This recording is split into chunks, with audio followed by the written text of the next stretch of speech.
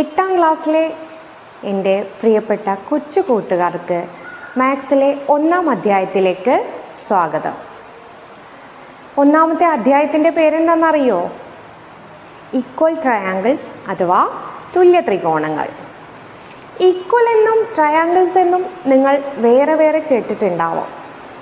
പക്ഷേ equal triangles അഥവാ തുല്യ ത്രികോണങ്ങൾ എന്ന് കേൾക്കുന്നത് ഒരുപക്ഷെ ആദ്യമായിട്ടാവാം.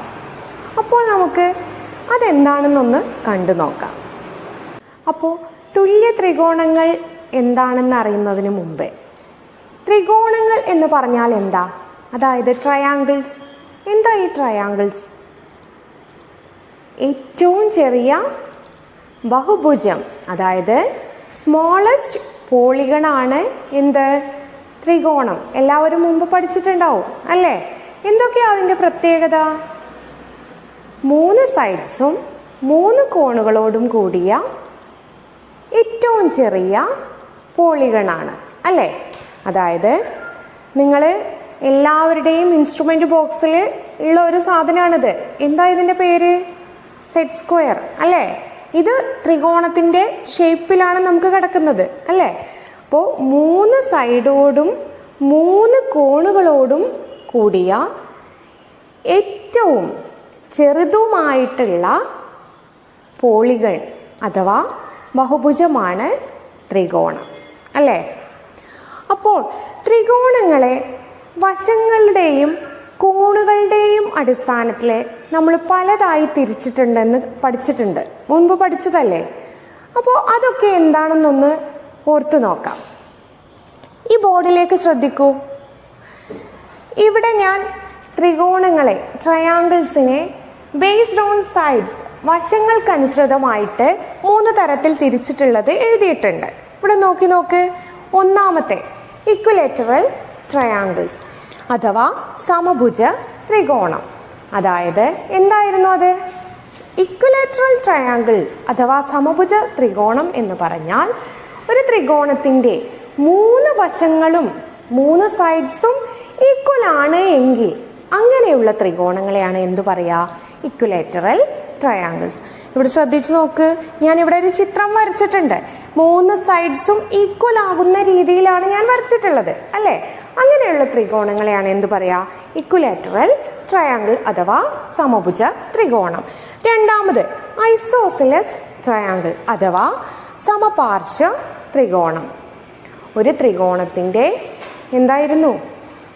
ഒരു ത്രികോണത്തിൻ്റെ 2 വശങ്ങൾ തുല്യമാണ് എങ്കിൽ അങ്ങനെയുള്ള ട്രയാങ്കിൾസിനെ പറയുന്ന പേരാണ് ഐസോസിലസ് ട്രയാങ്കിൾ അഥവാ സമപാർശ്വ ത്രികോണം. ഈ ചിത്രം ഒന്ന് നോക്ക്. ഈ വശവും തുല്യമാണ്, പക്ഷേ ഈ വശം ഈക്വൽ ആണോ? അല്ല. ആയതിനാൽ ഇതെന്താണ്? ഒരു ഐസോസിലസ് ട്രയാങ്കിളിന് എക്സാമ്പിളാണ് അല്ലേ? ഇനി അടുത്തത് മൂന്നാമത്തെ സ്കെയിലിംഗ് ട്രയാങ്കിൾ അഥവാ വിഷമഭുജ ത്രികോണം. വിഷമഭുജ ത്രികോണം എന്ന് പറഞ്ഞാൽ എന്താണ്? ഒരു ത്രികോണത്തിലെ 3 വശങ്ങളും വ്യത്യസ്തമായാൽ, അതായത് 3 സൈഡ്സും ഈക്വൽ അല്ല എങ്കിൽ അങ്ങനെയുള്ള ത്രികോണങ്ങളെയാണ് എന്തു പറയുക? വിഷമഭുജ ത്രികോണം അഥവാ സ്കെയിലിംഗ് ട്രയാങ്കിൾ എന്ന് പറയാം. ഇനി ആംഗിൾസുമായി ബന്ധപ്പെട്ട് ബേസ്ഡ് ഓൺ ആംഗിൾസിനെ അനുസരിച്ച് അഥവാ കോണുകൾക്കനുസരിച്ച് നമ്മൾ ത്രികോണങ്ങളെ 3ആയി തരംതിരിച്ച് പഠിച്ചിട്ടുണ്ട്. ഓർക്കുന്നുണ്ടോ? എന്താണ്? ഫസ്റ്റ് ഒന്ന് നോക്ക്. അക്യൂട്ട് ആംഗിൾ ട്രയാങ്കിൾ അഥവാ ന്യൂന ത്രികോണം. അക്യൂട്ട് ആംഗിൾഡ് ട്രയാങ്കിൾ എന്ന് പറഞ്ഞാൽ ഒരു ത്രികോണത്തിലെ 3 കോണുകളും 90 ഡിഗ്രിയിൽ കുറവാണ് എങ്കിൽ അങ്ങനെയുള്ള ത്രികോണങ്ങളെയാണ് എന്തു പറയുക? അക്യൂട്ട് ആംഗിൾഡ് ട്രയാങ്കിൾ അഥവാ ന്യൂന ത്രികോണം. ഈ ചിത്രങ്ങളിലൊന്ന് നോക്ക്. ഈ 3 കോണളവും 90 ഡിഗ്രിയിൽ കുറവായിട്ടാണ് ഞാൻ ചിത്രം വരച്ചിട്ടുള്ളത്. ആയതിനാൽ ആ ത്രികോണം അക്യൂട്ട് ആംഗിൾഡ് ട്രയാങ്കിൾ ആണ്. ഇനി നെക്സ്റ്റ് നോക്കൂ, ഒബ്റ്റ്യൂസ് ആംഗിൾഡ് ട്രയാങ്കിൾ അഥവാ ബൃഹത് ത്രികോണം. ഒബ്റ്റ്യൂസ് ആംഗിൾഡ് ട്രയാങ്കിൾ ഓർക്കുന്നുണ്ടോ? എന്തായിരുന്നു? ഒരു ത്രികോണത്തിലെ ഏതെങ്കിലും ഒരു കോൺ, ഏതോ ആയിക്കോട്ടെ, ഏതെങ്കിലും ഒരു കോൺ 90 ഡിഗ്രിയിൽ കൂടുതലാണ് എങ്കിൽ, എബവ് 90 ഡിഗ്രി ആണ് എങ്കിൽ, അങ്ങനെയുള്ള ട്രയാങ്കിൾസിനെ, അങ്ങനെയുള്ള ത്രികോണത്തിനെയാണ് എന്ത് പറയുക? ഒബ്റ്റ്യൂസ് ആംഗിൾഡ് ട്രയാങ്കിൾ അഥവാ ബൃഹത് ത്രികോണം. ഇവിടെ നോക്ക്, ഈ ട്രയാങ്കിളിൻ്റെ ഈ ആംഗിള് എന്താണ്? 90 ഡിഗ്രി, എബവ് 90 ഡിഗ്രി ആയിട്ട് വരുന്ന കോണളവാണ് അല്ലേ? പക്ഷേ ഇതെല്ലാം ബിലോ 90 ആണ്. ഒരു കോണളവേ എബവ് 90 ആയിട്ട് വരുള്ളൂ. അപ്പോൾ അങ്ങനെയുള്ള ട്രയാങ്കിൾസ് ആണ് ഒബ്റ്റ്യൂസ് ആംഗിൾ ട്രയാങ്കിൾസ്. ഇനി മൂന്നാമത്തെ കേസ് റൈറ്റ് ആംഗിൾ ട്രയാങ്കിൾ അഥവാ മട്ടത്രികോണം. റൈറ്റ് ആംഗിൾ ട്രയാങ്കിൾ എന്ന് പറയുമ്പോൾ എന്താണ്? ഓർമ്മയുണ്ടോ? അത് സാധാരണ എല്ലാവർക്കും ഓർമ്മ ഉണ്ടാവും.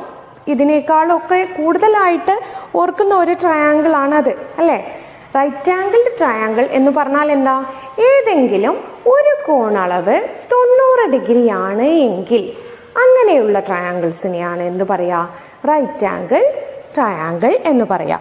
ഇതിലെ ഏത് കോണളവാണ് 90 ഡിഗ്രി? മട്ടകോൺ അല്ലേ? മട്ടമായി വരുന്ന കോണ് ഇവിടെ ഇതാണ് വന്നിട്ടുള്ളത്. എല്ലാ ത്രികോണങ്ങൾക്കും കോണളവ്, എല്ലാ ആംഗിൾസും, എല്ലാ കോണളവുകളും നമ്മൾ സാധാരണയായിട്ട് ഇങ്ങനെയാണ് അടയാളപ്പെടുത്താറ്. പക്ഷേ 90 ഡിഗ്രി 90 ഡിഗ്രി ആയി വരുമ്പോൾ നമ്മൾ കോണളവ് മാർക്ക് ചെയ്യുന്നതെല്ലാം എല്ലാവർക്കും അറിയുന്നുണ്ടാവും. എന്നാലും ഒന്ന് പറഞ്ഞു മാത്രം. 90 ഡിഗ്രി ആവുമ്പോൾ സ്ക്വയർ ഷേപ്പ്ഡ് ആയിട്ടാണ് നമ്മൾ മാർക്ക് ചെയ്യാറുള്ളത് അല്ലേ? ഇതെല്ലാം പൊതുവായിട്ട് നിങ്ങൾക്ക് അറിയാവുന്ന ഒരു കാര്യമാണ്. കൂട്ടത്തിൽ ഒരു കാര്യം കൂടെ നിങ്ങൾ പഠിച്ചിട്ടുണ്ട്. എന്തായിരുന്നു അത്? കോണുകളെ കുറിച്ച് പറയുമ്പോൾ ഒരു ത്രികോണത്തിലെ 3 കോണുകളും കൂടെ കൂട്ടിയാൽ, അതായത് sum of the angles of any triangles is equal to, എന്താ പഠിച്ചിട്ടുള്ളത്? ഓർക്കുന്നുണ്ടോ? എന്തായിരുന്നു? 180 ഡിഗ്രി അല്ലേ? ഒരു ത്രികോണത്തിലെ 3 കോണുകളുടെ തുക, 3 കോണുകളുടെയും കൂടെ കോണുകൾ കൂട്ടിയാൽ നമുക്ക് എന്താണ് കിട്ടുക? 180 ഡിഗ്രി ആയിരിക്കും അല്ലേ? അങ്ങനെയാണെങ്കിൽ അതിൻ്റെ കൂടെ ഞാൻ ഒരു കാര്യം കൂടെ ഒന്ന് പറഞ്ഞു നോക്കട്ടെ. ഇക്വലാറ്ററൽ ട്രയാങ്കിൾ എന്ന് പറയുമ്പോൾ ഞാൻ പറഞ്ഞു 3 സൈഡ്സും ഈക്വൽ ആയിട്ടുള്ള ട്രയാങ്കിൾ ആണ് ഇക്വലാറ്ററൽ ട്രയാങ്കിൾ അല്ലേ? അങ്ങനെയാണെങ്കിൽ ടോട്ടൽ ആംഗിൾസ് 180 ഡിഗ്രി ആണെങ്കിൽ എന്തായിരിക്കും ഈക്വലാറ്ററൽ ട്രയാങ്കിളിന്റെ ഓരോ കോണളവും വരുന്നത്? എന്തായിരിക്കും? സൈഡ്സ് ഈക്വൽ ആണെങ്കിൽ ഓട്ടോമാറ്റിക് ആയിട്ട് അതിൻ്റെ ഇക്വലാറ്ററൽ ട്രയാങ്കിളിന്റെ കേസിലെ ആംഗിൾസും ഈക്വൽ ആണെന്ന് നിങ്ങൾക്ക് അറിയാം അല്ലേ? അങ്ങനെയാണെങ്കിൽ ടോട്ടൽ ആംഗിൾ 180 ഡിഗ്രി ആണെന്ന് നമുക്ക് അറിയുകയും ചെയ്യും. അതിനെ 3 ആക്കി ഭാഗിച്ചു കൊടുത്താൽ പോരെ അല്ലേ? 180 divided by 3. So we will get the answer as 60 degree. ഓരോ കോണളവും എത്ര വരും? 60 ഡിഗ്രി വീതം. അപ്പോൾ ഇക്വലാറ്ററൽ ട്രയാങ്കിളിൻ്റെ ഓരോ കോണളവും 60 ഡിഗ്രി വീതമായിരിക്കും. ഇനി അതുപോലെ തന്നെ ഐസോസിലസ് ട്രയാങ്കിളിൻ്റെ കേസിൽ നമ്മൾ പറഞ്ഞു 2 വശങ്ങൾ സെയിം ആയി വരുന്ന ട്രയാങ്കിൾസ് ആണ് ഐസോസിലസ് ട്രയാങ്കിൾ അഥവാ സമപാർശ്വ ത്രികോണം എന്ന് പറഞ്ഞു. അങ്ങനെയാണെങ്കിൽ ഒരു കാര്യം കൂടെ നിങ്ങൾ ഓർത്ത് വെക്കണം. പഠിച്ച കാര്യവും കൂടെയാണ്. എന്താണ്? 2 വശങ്ങളും തുല്യമാണെങ്കിൽ ആ വശങ്ങളുടെ അവിടെ വരുന്ന ആ 2 കോണളവുകളും എന്ത് തന്നെയായിരിക്കും? തുല്യമായി ഇരിക്കും അല്ലേ? അതായത് ആ 2 കോണളവുകളും ഈക്വൽ ആംഗിൾസ് ആയിരിക്കും. ഇതെല്ലാം നിങ്ങൾ മുൻപേ ചെറിയ ക്ലാസ്സുകളിൽ പഠിച്ച കാര്യങ്ങളാണ് അല്ലേ? ഇനി നമുക്ക് ഈ അധ്യായത്തിലേക്ക് കയറാം. ഇനി എല്ലാവരും ബോർഡിലേക്കൊന്ന് ശ്രദ്ധിച്ചു നോക്കും. ഞാനിവിടെ കുറച്ച് ത്രികോണങ്ങൾ, ട്രയാങ്കിൾസ് വരച്ചിട്ടുണ്ട്. നിങ്ങൾക്ക് ഈ ത്രികോണങ്ങൾ കാണുമ്പോൾ എന്തെങ്കിലും പ്രത്യേകത തോന്നുന്നുണ്ടോ? ആ വശങ്ങളൊക്കെ ഒന്ന് നോക്കൂ, സൈഡ്സുകളൊക്കെ ഒന്ന് നോക്കിയാൽ എല്ലാ ത്രികോണങ്ങളുടെയും, അതായത് എല്ലാ ട്രയാങ്കിൾസിൻ്റെയും സൈഡ്സുകളൊക്കെ എത്രയാണ് വരച്ചിട്ടുള്ളത്? 3 സെൻറ്റിമീറ്റർ, 5 സെൻറ്റിമീറ്റർ, 7 സെൻറ്റിമീറ്റർ എന്ന രീതിയിലാണ് അല്ലേ? ഏതൊരു ത്രികോണം എടുത്താലും, ഏതൊരു ട്രയാങ്കിൾ കൺസിഡർ ചെയ്താലും അതേ രീതിയിലാണ് ഞാൻ വരച്ചിട്ടുള്ളത്. അങ്ങനെയാണെങ്കിൽ ഇതെല്ലാം ഒരേ ത്രികോണമാണോ? ആണോ? ഇവിടെ ഒന്ന് നോക്കൂ. ഞാൻ ഈ സെറ്റ് സ്ക്വയർ ഉപയോഗിച്ചിട്ടാണ് ഈ ത്രികോണങ്ങളെല്ലാം വരച്ചിട്ടുള്ളത്. ഇനി ഒന്ന് നോക്കൂ. സെറ്റ് സ്ക്വയർ ഞാൻ ഈ രീതിയിൽ വെച്ചപ്പോൾ, അതായത് ഏറ്റവും ചെറിയ സൈഡായിട്ടുള്ള, ഏറ്റവും ചെറിയ വശമായിട്ടുള്ള 3 സെൻറ്റിമീറ്റർ പാദമായിട്ട്, അതായത് ആ 3 സെൻറ്റിമീറ്ററിനെ ബേസ് ആകുന്ന രീതിയിൽ ഞാൻ ത്രികോണം വരച്ചപ്പോൾ ഇങ്ങനെയുള്ള ത്രികോണം കിട്ടി. ഇത് നേരെ തിരിച്ചു വെച്ച് കഴിഞ്ഞാൽ അതെന്തായി? ഈ ത്രികോണമായി അല്ലേ? ഇനി അതേപോലെ തന്നെ ഇതാണ് ഈ ത്രികോണത്തിലെ ചെറിയ വശം, ഷോർട്ടസ്റ്റ് സൈഡ് അല്ലേ? ഇതാണ് ഏറ്റവും നീളം കൂടിയ വശം, അതായത് ലോങ്ങസ്റ്റ് സൈഡ്. ഇതേതാണ്? മിഡിൽ ലെങ്ത് ഉള്ള സൈഡാണ്, ഇടത്തരം വശം അല്ലേ? ഈ ഇടത്തരം വശം ബേസ് ആവുന്ന രീതിയിൽ, പാദമാകുന്ന രീതിയിൽ ഞാൻ ഈ ത്രികോണത്തിനെ വരച്ച രീതിയാണ് ഇത് അല്ലേ? ഇനി ഇതേപോലെ തന്നെ ഇതിനെ ഇങ്ങോട്ട് തിരിച്ചു വെച്ചപ്പോൾ അതെന്തായി മാറി? ഈ ചിത്രമായിട്ട് മാറി ആണല്ലോ. അതേപോലെ തന്നെ ഈ ലോങ്ങസ്റ്റ് സൈഡിനെ, അതായത് ഏറ്റവും നീളം കൂടിയ വശത്തെ ബേസ് ആവുന്ന രീതിയിൽ വരച്ച ചിത്രമാണ് മുകളിൽ കാണിച്ചിട്ടുള്ളത്. അത് നേരെ തിരിച്ചു കഴിഞ്ഞപ്പോഴുള്ള ചിത്രമാണ് താഴെയുള്ളത്. അതായത് ഇതിൽ നിന്ന് നിങ്ങൾക്ക് എന്താ മനസ്സിലായത്? ഒരേ ത്രികോണത്തെ വെച്ചിട്ട് തന്നെയാണ് ഞാൻ എല്ലാ ത്രികോണങ്ങളും ചിത്രത്തിൽ, ബോർഡിൽ വരച്ചിട്ടുള്ളത് അല്ലേ? ജസ്റ്റ് അതൊന്ന് തിരിച്ചും മറിച്ചും മാറ്റി എന്ന് മാത്രം. എങ്ങനെ?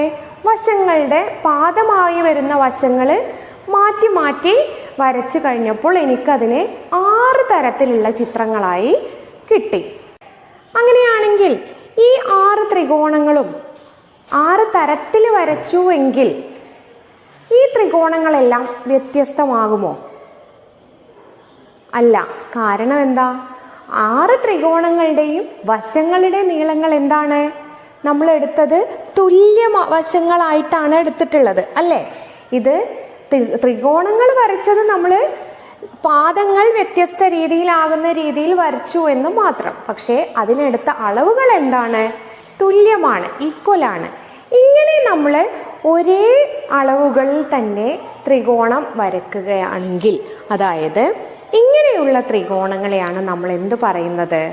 ഈക്വൽ ട്രയാങ്കിൾസ് അഥവാ തുല്യ ത്രികോണങ്ങൾ എന്ന് പറയുന്നത്.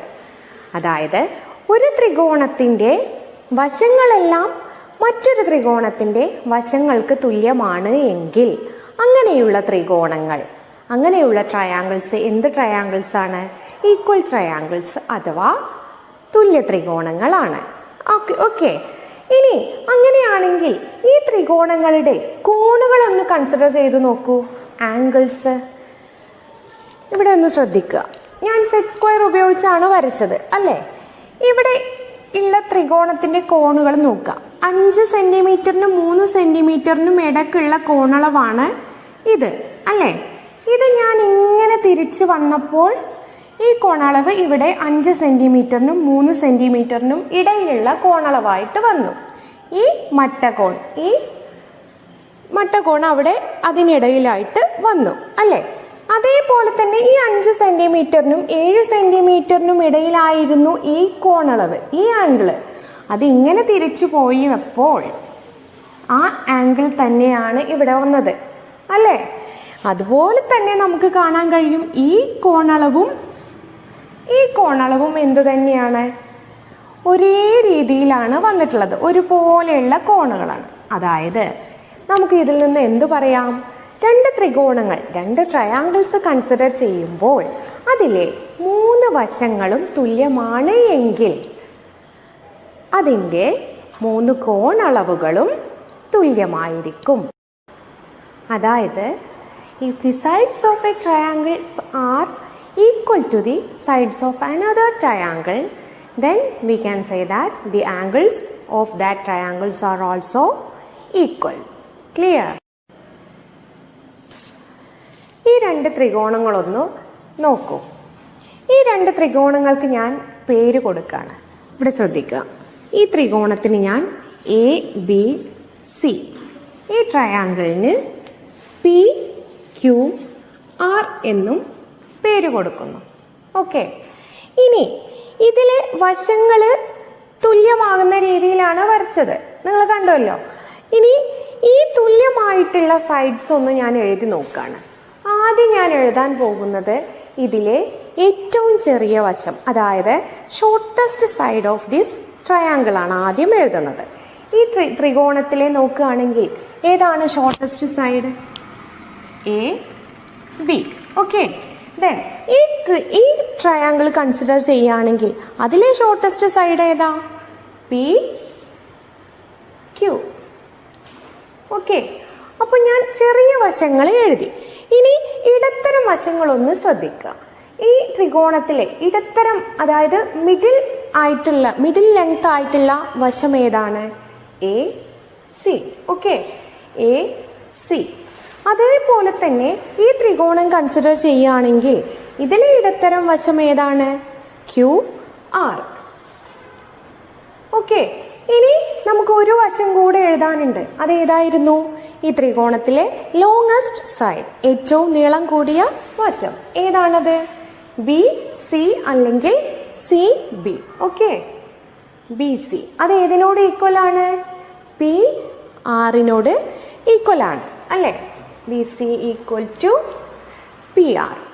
അപ്പോൾ തുല്യമായിട്ടുള്ള വശങ്ങൾ, ഈക്വൽ സൈഡ്സ് എല്ലാം ഞാൻ ഇക്വേറ്റ് ചെയ്തിട്ട് ഇവിടെ എഴുതിയിട്ടുണ്ട്. ഓക്കെ, ഇനി ഈ തുല്യ വശങ്ങളെ എഴുതിയിട്ടുണ്ട്. ഇനി ഞാൻ സെറ്റ് സ്ക്വയർ എടുത്ത് ഇവിടെ ശ്രദ്ധിക്കുക.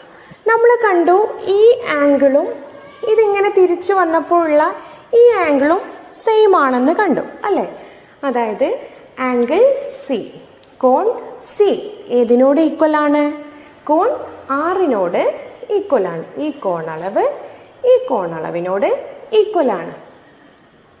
ഓക്കെ, ഇനി അതേപോലെ തന്നെ ഈ കോണളവ് നമ്മൾ കണ്ടു.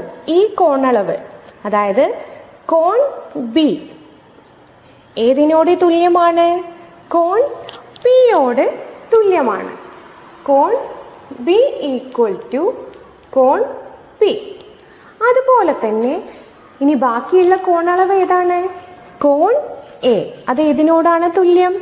കോൺ ക്യൂവിനോട് തുല്യമാണ്. അതായത് കോൺ എ ഈക്വൽ ടു കോൺ ക്യൂ ആണല്ലോ. അപ്പോൾ ഈ വശങ്ങളും ഈ കോണളവുകളും തുല്യമായി വന്ന രീതിയിൽ ഞാൻ എഴുതിയിട്ടുണ്ട്. ഈ വശങ്ങളും ഈ കോണളവുകളും തമ്മിൽ വല്ല ബന്ധവുമുണ്ടോ എന്നൊന്ന് നോക്കൂ. എ ബി എന്ന വശവും കോൺ സി, ആംഗിൾ സിയും തമ്മിൽ വല്ല ബന്ധവുമുണ്ടോ? എ ബി എന്ന വശവും കോൺ സി എന്താണ്? എ ബിക്ക് നേരെ എതിരെയായിട്ടുള്ള കോണാണ് ഏത്? കോൺ സി. അതുപോലെ തന്നെ പി ക്യു കൺസിഡർ ചെയ്യുകയാണെങ്കിൽ പി ക്യുവിനോട് എതിരെ വരുന്ന കോണളവാണ് ഏത്? കോൺ ആർ. ക്ലിയർ ആണല്ലോ? അതേപോലെ നമ്മൾ ഇത് നോക്കുകയാണെങ്കിൽ എ സിക്ക് നേരെ എതിരെയായിട്ട് വരുന്ന, എ സി എന്ന വശത്തിന് എതിരെയായി വരുന്ന കോണളവാണ് കോൺ ബി. ഓക്കെ, അത് ഏതിനോട് തുല്യമായി വന്നു? ക്യു ആർ അല്ലെങ്കിൽ ആർ ക്യൂവിനോട് നേരെ എതിരായിട്ട് വരുന്ന കോൺ പിയിനോട് തുല്യമായിട്ട് വന്നു അല്ലേ? അതുപോലെ തന്നെ മൂന്നാമത്തെ കോണളവായ കോൺ എ ഏതിനോട് തുല്യമായി? കോൺ ക്യൂവിനോട് തുല്യമായി. ഞാൻ ഈ 3 രീതിയിൽ കോണളവുകൾ മാർക്ക് ചെയ്യാൻ കാരണം തുല്യമായ കോണളവുകൾ, ഈക്വൽ ആയിട്ടുള്ള കോണളവുകൾ ഏതാണെന്ന് പെട്ടെന്ന് ഐഡന്റിഫൈ ചെയ്യാൻ വേണ്ടിയിട്ടാണ്, നിങ്ങൾക്ക് മനസ്സിലാവാൻ വേണ്ടിയിട്ടാണ് വരച്ചിട്ടുള്ളത്. ഒരു ആർക്ക്, ഒരു ചാപം വരച്ചിട്ടുള്ളത് തുല്യം, 2 എണ്ണം വരച്ചിട്ടുള്ളവ തുല്യം, അതുപോലെ തന്നെ 3 എണ്ണം വരച്ചിട്ടുള്ളത് തുല്യമായിട്ടുള്ള കോണളവുകൾ. ഓക്കെ, ഇതിൽ നിന്ന് നമുക്ക് എന്താണ് മനസ്സിലായത്? ഒന്ന് ശ്രദ്ധിച്ചു നോക്കൂ. ഈ 2 ത്രികോണത്തിൻ്റെയും 3 വശങ്ങൾ തുല്യമാണ് എന്ന് നമ്മൾ കണ്ടു. ഏതായിരുന്നു? 3 സെൻറ്റിമീറ്റർ എന്നുള്ള വശം ഇതിനോട് തുല്യം അല്ലേ? ഈ വശം ഈ വശത്തിനോട് തുല്യമാണ്. അതുപോലെ തന്നെ ഈ വശം ഈ വശത്തിനോട് തുല്യമാണ്. അതായത് ഒരു ത്രികോണത്തിൻ്റെ മൂന്ന് വശങ്ങളും തുല്യമാണ് എങ്കിൽ ആ തുല്യ വശങ്ങൾക്കെതിരെയായി വരുന്ന കോണളവുകളും തുല്യമായിരിക്കും. Clear? That is if the sides of a triangle are equal to the sides of another triangle, then the angles opposite to that equal sides are also equal. അപ്പോൾ നമ്മുടെ ടെക്സ്റ്റ് ബുക്കിൽ ഒരു ക്വസ്റ്റ്യൻ കൊടുത്തിട്ടുണ്ട്. പേജ് നമ്പർ 11 എല്ലാവരും ഒന്ന് എടുത്തു നോക്കൂ. 11ാമത്തെ പേജിൽ നമുക്കൊരു ക്വസ്റ്റ്യൻ തന്നിട്ടുണ്ട്. എന്താണ്? Draw A parallelogram of sides 5 centimetres 6 centimetres and 1 diagonal 8 centimetres. അതായത് ഒരു സാമാന്തരികം വരക്കാൻ പറഞ്ഞിട്ടുണ്ട്, ഒരു പാരലലോഗ്രാം വരക്കാൻ പറഞ്ഞിട്ടുണ്ട്. അതിൻ്റെ വശങ്ങളുടെ അളവുകളാണ് തന്നിട്ടുള്ളത്. എത്ര? 5 സെൻറ്റിമീറ്ററും 6 സെൻറ്റിമീറ്ററും. കൂടാതെ അതിൻ്റെ ഒരു ഡയഗണൽ, ഒരു വികർണത്തിൻ്റെ അളവും കൂടെ തന്നിട്ടുണ്ട്. എത്ര? 8 സെൻറ്റിമീറ്റർ ആണ് എന്നും കൂടെ തന്നിട്ടുണ്ട്. അങ്ങനെയാണെങ്കിൽ എങ്ങനെ നമുക്കൊരു സാമാന്തരികം ഈ പറഞ്ഞ കാര്യങ്ങൾ ഉപയോഗിച്ച് വരക്കാമെന്നൊന്ന് നോക്കാം. സാമാന്തരികം എന്ന് പറഞ്ഞാൽ എന്തായിരുന്നു? ഓർക്കുന്നുണ്ടോ നിങ്ങൾ? എന്തായിരുന്നു സാമാന്തരികം? ജസ്റ്റ് ഞാൻ അതിൻ്റെ ചിത്രമൊന്നു വരക്കാം.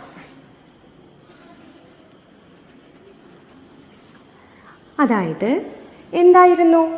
എതിരെയുള്ള വശങ്ങൾ തുല്യവുമായിരിക്കും, സമാന്തരവുമായിരിക്കും. ഞാൻ ഈ വരച്ച ചിത്രത്തിൽ ചെറിയൊരു മാറ്റം ഉണ്ടെങ്കിൽ ക്ഷമിക്കണം കേട്ടോ. ഇത് തുല്യമാകുന്ന രീതിയിലാണ് വേണ്ടത്. എതിർ വരുന്ന വശങ്ങൾ തുല്യവും സമാന്തരവുമായി വരക്കുന്ന ഒരു ക്വാഡ്രിലാറ്ററൽ, ഒരു ചതുർഭുജമാണ് സാമാന്തരികം. മറ്റു പ്രത്യേകതകൾ കൂടെയുണ്ട്, നിങ്ങൾ ഇതൊന്നും മനസ്സിലാക്കി വെക്കുക അല്ലേ. ഇതിന് എതിരെയായിട്ടുള്ള വശങ്ങൾ തുല്യമല്ലേ? അതുപോലെ തന്നെ ഈ വശത്തിനെതിരെയായിട്ടുള്ള വശങ്ങളും തുല്യമല്ലേ? മാത്രവുമല്ല എന്താണ്? സമാന്തരവുമാണ് ആണല്ലോ. അപ്പോൾ ഇങ്ങനെയുള്ള ചതുർഭുജമാണ് എന്ത്? സാമാന്തരികം. ഇനി ഈ സാമാന്തരികത്തിൻ്റെ 2 വശങ്ങളുടെ അളവുകൾ തന്നിട്ടുണ്ട്. അതുപോലെ തന്നെ ഒരു ഡയഗണൽ, ഒരു വികർണത്തിൻ്റെ അളവും നമുക്ക് തന്നിട്ടുണ്ട് അല്ലേ. അപ്പോൾ 2 വശങ്ങളെ ഞാൻ 5 സെൻറ്റിമീറ്ററും 6 സെൻറ്റിമീറ്ററുമായിട്ടാണ് തന്നിട്ടുള്ളത്. ഇവിടെ 5 സെൻറ്റിമീറ്റർ എന്നും ഇത് 5 സെൻറ്റിമീറ്റർ ആണെങ്കിൽ ഞാൻ നേരത്തെ പറഞ്ഞു എന്താണ്?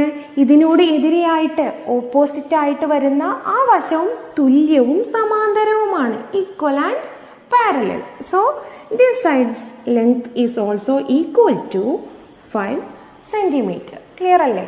ഇനി മറ്റൊരു സൈഡിൻ്റെ ലെങ്ത് നമുക്ക് തന്നിട്ടുണ്ടല്ലോ. എത്രയാണത്? 6 സെൻറ്റിമീറ്റർ. അപ്പോൾ ഇത് 6 സെൻറ്റിമീറ്റർ ആണെങ്കിൽ ഇത് എത്രയാണ് വരിക? ഇതും 6 സെൻറ്റിമീറ്റർ തന്നെ. അത് ക്ലിയർ അല്ലേ? ഇനി നമുക്ക് ഒരു അളവും കൂടെ ഈ ചോദ്യത്തിൽ തന്നിട്ടുണ്ട്. അതെന്താണ്? ഡയഗണൽ അഥവാ വികർണത്തിൻ്റെ നീളം തന്നിട്ടുണ്ട്. എത്രയാണത്? 8 സെൻറ്റിമീറ്റർ അല്ലേ. എന്താണ് ഈ ഡയഗണൽ? വികർണം. എതിർ മൂലകൾ തമ്മിൽ യോജിപ്പിച്ച് നമ്മളൊരു വര വരക്കുകയാണെങ്കിൽ അതിൻ്റെ അളവാണ്, അതിനെയാണ് എന്ത് പറയാം നമ്മൾ? ഡയഗണൽ അഥവാ വികർണം എന്ന് പറയാം അല്ലേ.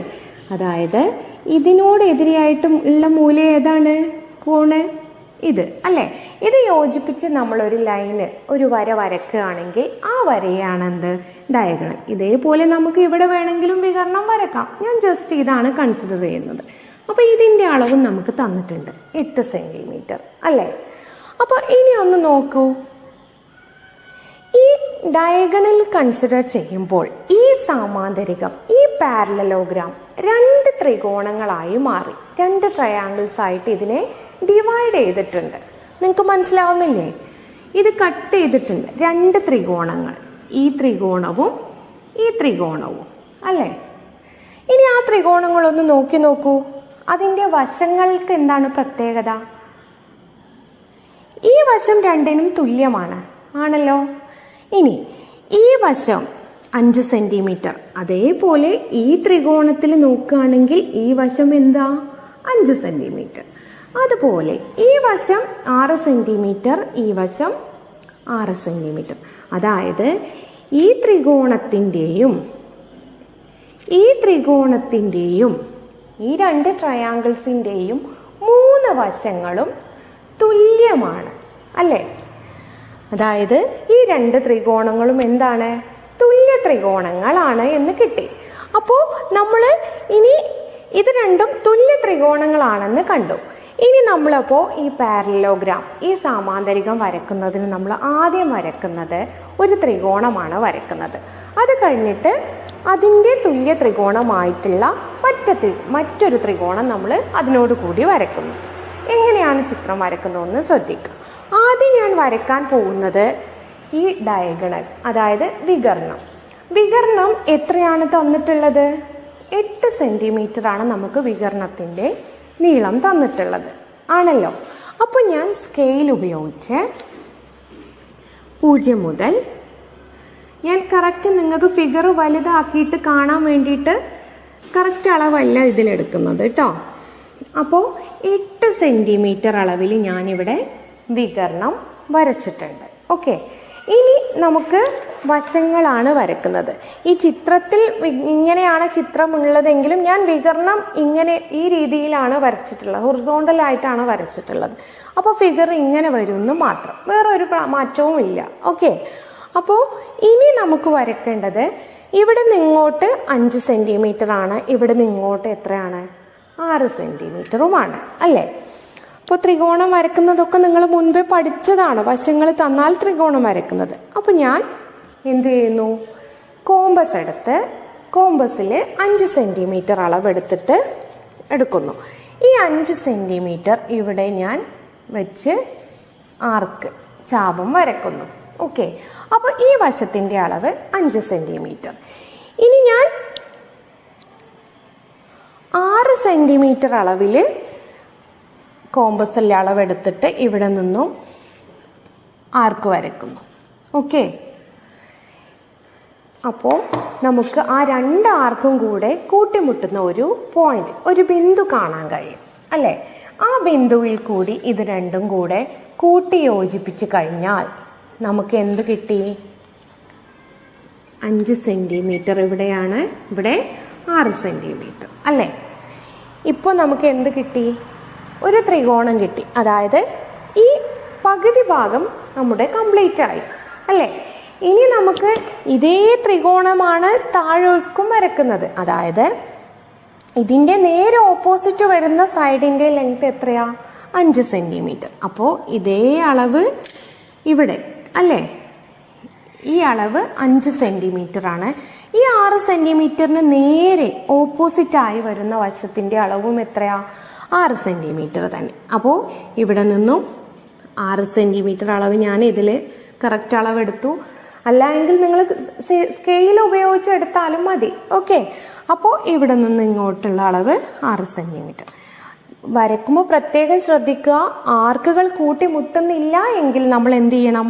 ആർക്ക് കൂട്ടിമുട്ടുന്ന രീതിയിൽ വരക്കണം. അപ്പോൾ ഈ 5 സെൻറ്റിമീറ്ററിൻ്റെയും 6 സെൻറ്റിമീറ്ററിൻ്റെയും ആർക്കുകൾ പരസ്പരം കൂട്ടിമുട്ടുന്നത് വരെ നമ്മൾ വരക്കണം.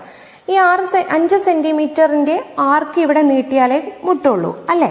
അപ്പം നമ്മൾ ആ 5 സെൻറ്റിമീറ്ററിൻ്റെ അളവുള്ള ആർക്ക് ഒന്നുകൂടെ ഒന്ന് നീട്ടി വരക്കുന്നു. ഇപ്പം നമുക്ക് കൂട്ടിമുട്ടുന്ന ബിന്ദു കിട്ടി. ഓക്കെ, അപ്പോൾ ആ ബിന്ദുവിലേക്ക് ഇവിടെ നിന്ന് ലൈന് വരക്കുന്നു. അതുപോലെ തന്നെ ഇവിടെ നിന്നും ലൈന് വരക്കുന്നു. ഇവിടുത്തെ ലെങ്ത് ആയിരുന്നു 5 സെൻറ്റിമീറ്റർ, ഇവിടെയുള്ള അളവ് 6 സെൻറ്റിമീറ്റർ. ഇതാണ് നമ്മളോട് വരയ്ക്കാൻ പറഞ്ഞിട്ടുള്ള ചിത്രം. ഓക്കെ, അപ്പോൾ ഇന്ന് നമ്മൾ പഠിച്ചു ഒരു ത്രികോണത്തിൻ്റെ 3 സൈഡ്സ് മറ്റൊരു ത്രികോണത്തിൻ്റെ 3 സൈഡ്സിനോട് വശത്തിനോട് തുല്യമാണ് എങ്കിൽ ആ സൈഡ്സിന് ഓപ്പോസിറ്റായി വരുന്ന കോണുകളും തുല്യമായിരിക്കും. തുല്യവശങ്ങൾക്കെതിരായി വരുന്ന കോണുകളും തുല്യമായിരിക്കും. That is, if the sides of a triangle are equal to the sides of another triangle, then their angles opposite to these equal sides are also equal ആണ് എന്ന് നമ്മൾ പഠിച്ചു. അങ്ങനെയാണെങ്കിൽ ഇതേ കാര്യം ഞാനൊന്ന് മാറ്റി ചോദിച്ചു നോക്കട്ടെ. ഒരു ട്രയാങ്കിളിൻ്റെ എല്ലാ കോണുകളും 3 കോണുകളും മറ്റൊരു ട്രയാങ്കിളിൻ്റെ 3 കോണുകൾക്കും തുല്യമായി എങ്കിൽ ആ 2 ത്രികോണങ്ങളുടെയും വശങ്ങൾ തുല്യമാകുമോ? ഒന്ന് ചിന്തിച്ചു നോക്കൂ. That is, if the angles of A triangle are equal to the angles of another triangle, would their sides are also be equal? ചിന്തിക്കുക. ഇതിനുള്ള ഒരു ഉത്തരവും ഇതുമായി ബന്ധപ്പെട്ട കൂടുതൽ കണക്കുകളുമായിട്ട് നമുക്ക് അടുത്ത ക്ലാസ്സിൽ വീണ്ടും കാണാം. Thank you.